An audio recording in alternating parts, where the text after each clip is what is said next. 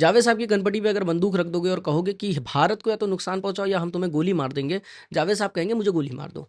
मुफ्ती की कनपटी पे अगर तुम बंदूक रखोगे और कहोगे कि या तो तुम भारत को नुकसान पहुंचाओ या हम तुम्हें गोली मार देंगे, ये हंसते हंसते कहेगा अरे हमें क्या लेना देना है, आप तो जानते ही हैं हम यूनिवर्सल वाले हैं, हमारा कोई देश नहीं, हम तो जान ही रहे हैं सब जगह के हैं, आप नुकसान पहुंचा दीजिए। ये मैं हवा में बात नहीं कह रहा हूँ, इस मुफ्ती का दिमाग वाकई इसी तरह से चलता है। इसकी जो क्लिप्स और रील्स वायरल हो रही हैं उनके ज़रिए ये क्लियर कट प्रूव हो रहा है कि ये एंटी नेशन है, एंटी कॉन्स्टिट्यूशन है, और ये कोई सिलेक्टिव वर्जन नहीं वायरल हो रहा है, सफिशिएंट इनफ है जहां से आपको पता चल जाएगा। मैं खुश हूं कि ये डिबेट जावेद साहब और मुफ्ती के बीच में हुई, क्योंकि इस डिबेट के होने की वजह से हमें क्लियर कट पता चला कि मुस्लिम राइट विंग किस तरह से इस देश में ऑपरेट करता है। अंडर करंट चलता है, जिनको जरूरत होती है इनके पास ब्रेन वॉश होने के लिए चले जाते हैं, ड्रिप इरिगेशन की तरह इनकी मानसिकता को तोड़ मरोड़ के नई तरीके से रीशेप कर दिया जाता है, लेकिन कभी भी ये मेन स्ट्रीम नहीं हो पाता। हिंदू राइट विंग का क्या है, हमेशा मेन स्ट्रीम रहता है, तो तुम उसको क्रिटिसाइज करने के मौके पा जाते हो, तुम देख सकते हो उसमें क्या क्या खामियां है। पर ये जो सिस्टम है ये सुरंगों में चल रहा होता है,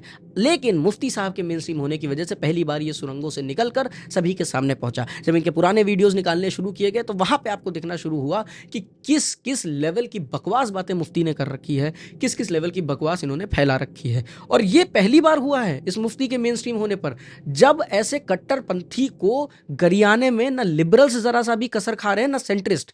ऐसा कट्टरपंथी मुसलमान गरियाया भी जाना चाहिए जिस तरह से एक एवरेज राइट विंगर गरियाया जाता है, क्योंकि दोनों ही लोग इस समाज को सही डायरेक्शन में नहीं ले जा रहे। अगर आप इस देश की संप्रभुता में नहीं मानते, भाई साहब जयराम जी की आपसे कोई लेना देना नहीं है। अगर कॉन्स्टिट्यूशन से आपको दिक्कत है, जयराम जी की आपसे कोई लेना देना नहीं है। तो मुफ्ती साहब भी उसी लेवल पे लिबरल्स द्वारा लपेटे जा रहे हैं। ऐसा पहले नहीं होता था, पहले लिबरल्स को डर लगता था। क्यों? क्योंकि इस अंडर करंट को जानते तो थे, पर इस अंडर करंट की विजिबिलिटी इतनी कम थी कि बोलने पर डर लगता था कि अपनी ऑडियंस खो देंगे। पर अभी तो आरफा खानम भी आ गए इनको लपेटने के लिए। फ्रीक्वेंट रेज बेटर आरफा खानम, जो कि सुबह से शाम मुस्लिमों को रेज बेट करके बताती रहती हैं कि ओ तुम्हारे साथ तो भारत में कुछ भी अच्छा नहीं हो रहा है, वो तक इस मुफ्ती को लपेटने आ चुकी हैं, क्योंकि इस मुफ्ती ने जो बातें कर रखी है वो निहायत बेवकूफाना है। आप ही देखिए।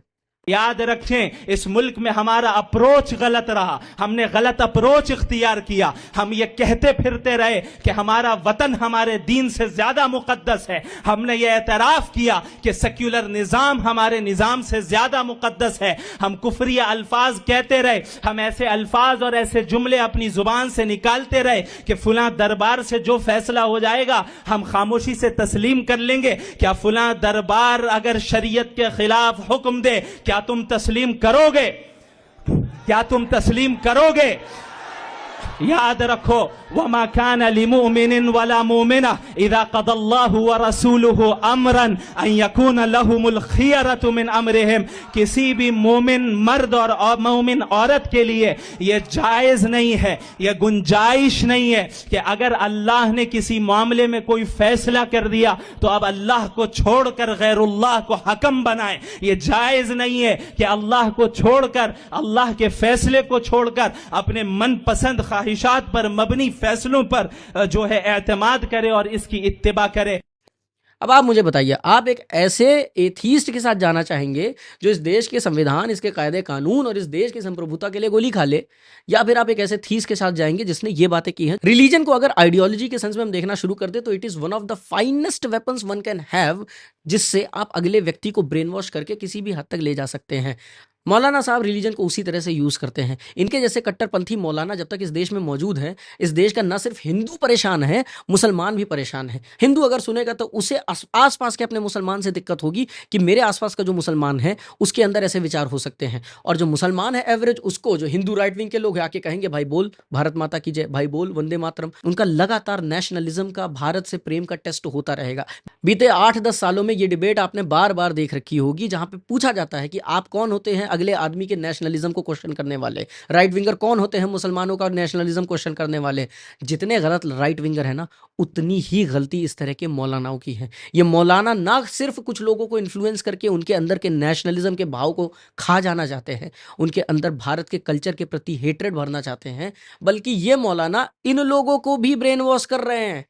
इन मौलाना की वजह से ये लोग सोचते हैं कि एक एवरेज मुसलमान भी इसी तरीके से सोच रहा है, और यहीं पे दिक्कत आनी शुरू हो जाती है। जब तक ऐसे मौलाना इस देश में एग्जिस्ट कर रहे हैं ना दोस्त, हिंदू मुस्लिम एकता तो भूल जाओ। ऐसा नहीं है मुसलमानों में सिर्फ मौलाना टाइप की आइडियोलॉजी के लोग भरे हुए हैं, आपको इधर भी दिख जाएंगे जो भारत के संविधान में नहीं मानना चाह रहे हैं, जो संविधान को बदल देना चाह रहे हैं, जो संविधान के इंडिक रूट्स ढूंढ के रिफ्रेम करना चाह रहे हैं, राम जाने क्या क्या।